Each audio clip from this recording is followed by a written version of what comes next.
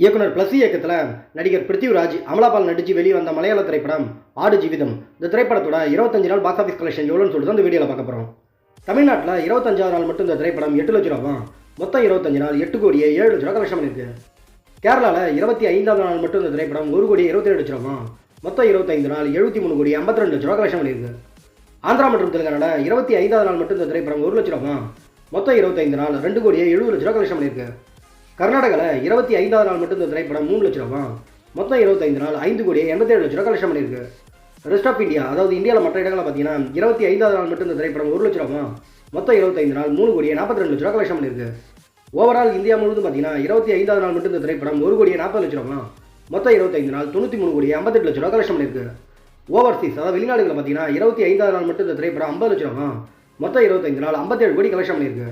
உலகம் முழுவதும் பார்த்தீங்கன்னா ஆடு ஜீவிதம் திரைப்படம் 25வது நாள் மட்டும் 1 கோடி 90 லட்ச ரூபா, மொத்தம் 25 நாள் 150 கோடி 58 லட்ச ரூபா கலெக்ஷன் பண்ணியிருக்கு. அவ்வளோதான் ஃப்ரெண்ட்ஸ், இந்த வீடியோ உங்களுக்கு பிடிச்சிருந்தா நம்ம சேனலை சப்ஸ்கிரைப் பண்ணுங்கள் மற்றும் ஷேர் பண்ணுங்கள். நெக்ஸ்ட் வேறு ஒரு சூப்பரான வீடியோ மீட் பண்ணலாம். Okay, bye by.